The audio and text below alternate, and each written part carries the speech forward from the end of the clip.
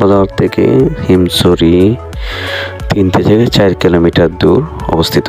সেখানে আপনি জিপ অথবা অটোরিকশায় যেতে পারেন খুব সহজভাবে।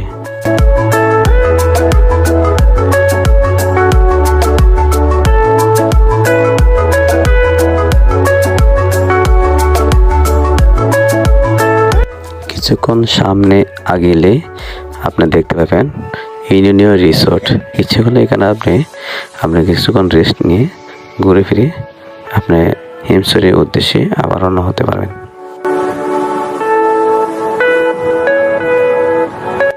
বাম পাশে সারিবদ্ধভাবে পাহাড়, উঁচু উঁচু পাহাড় দাঁড়িয়ে আছে। মনে হচ্ছে সমুদ্রকে পাহারা দিচ্ছে। একটা পাহাড়ের উচ্চতা 4 থেকে 5,000 বর্গ ফুট পর্যন্ত।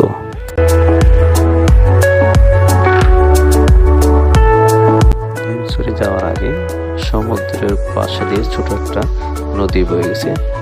নদীর উপর দিয়ে সুন্দর একটা ব্রিজ ওভার হওয়ার পরে আপনার হিমছড়ি।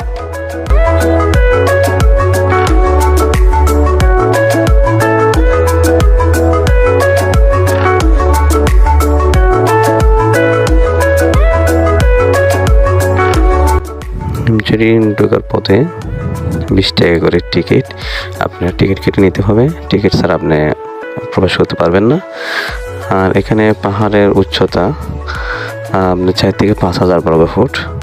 আপনাকে সম্পূর্ণ হেঁটে উঠতে হবে এবং যে জায়গা ওঠার পর রেস্টের জায়গা আছে, আপনি চলে এখানে রেস্ট করে নিতে পারবেন।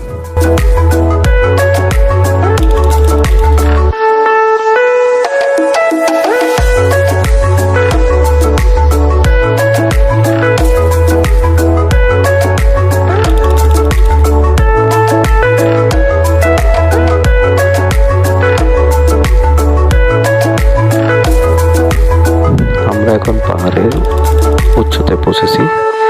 এখানে উঁচুতে দাঁড়ানোর পর সমুদ্র কুয়াশাচ্ছন্ন দেখা যায়, যা আপনি না উঠলে বুঝতে পারবেন না পাহাড় উচ্চতা কত সুন্দর।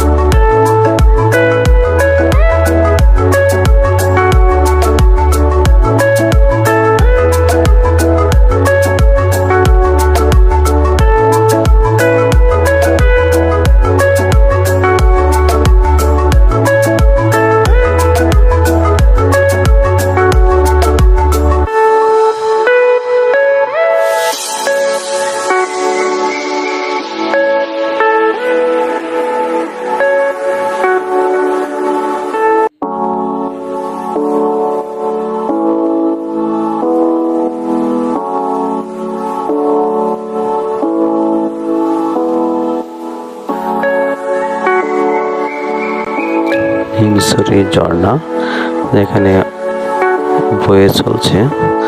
আপনি ইচ্ছে করলে সেখানে ঝর্ণা স্নান গোসল করে নিতে পারেন, অথবা আপনি আপনার সৌন্দর্যতা উপভোগ করতে পারেন।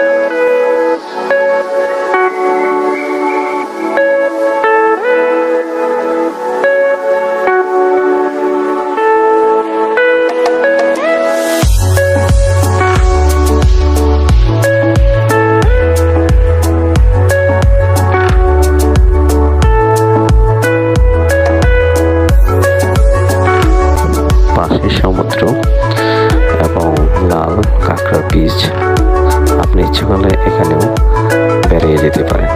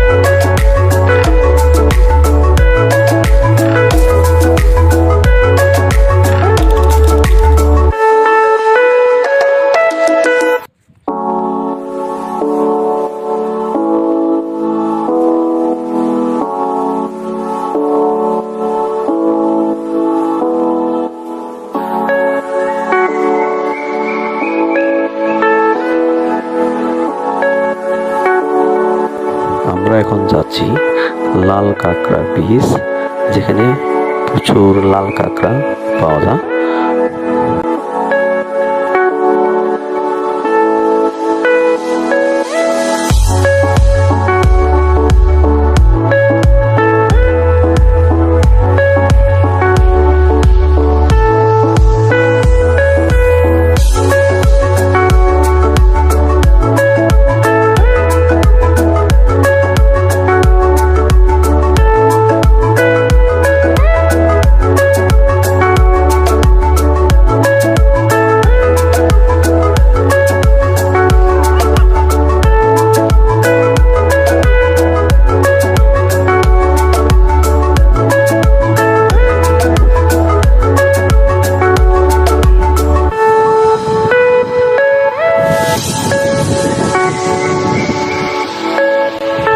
সমুদ্রের ঢেউ যা মন ছুঁয়ে যায়, পাথরের সাথে ঢেউরে বা আকর্ষণে মনে হচ্ছে কি যেন হচ্ছে, এরকম একটা আনন্দ অনুভূতি হয় যা আপনি না গেলে বুঝতেই পারবেন না।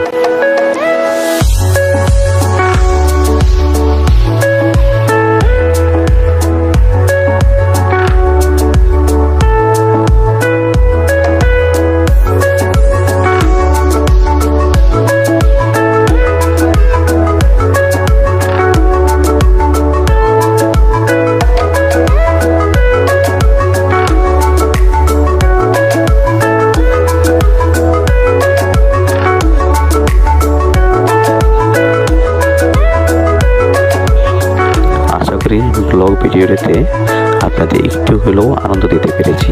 যদি আনন্দ দিয়ে থাকি তাহলে আগামী ভিডিওগুলো দেখার জন্য অবশ্যই লাইক, কমেন্ট, শেয়ার করবেন এবং কমেন্ট করে বলে দেবেন আপনাদের কোন প্লেসটি সবচেয়ে ভালো। আমরা সেইখানে গিয়ে চেষ্টা করবো আপনাদের ব্লগ ভিডিও উপহার দেওয়ার জন্য। আশা করি ভালো থাকবেন। আল্লাহ হাফেজ, বাই।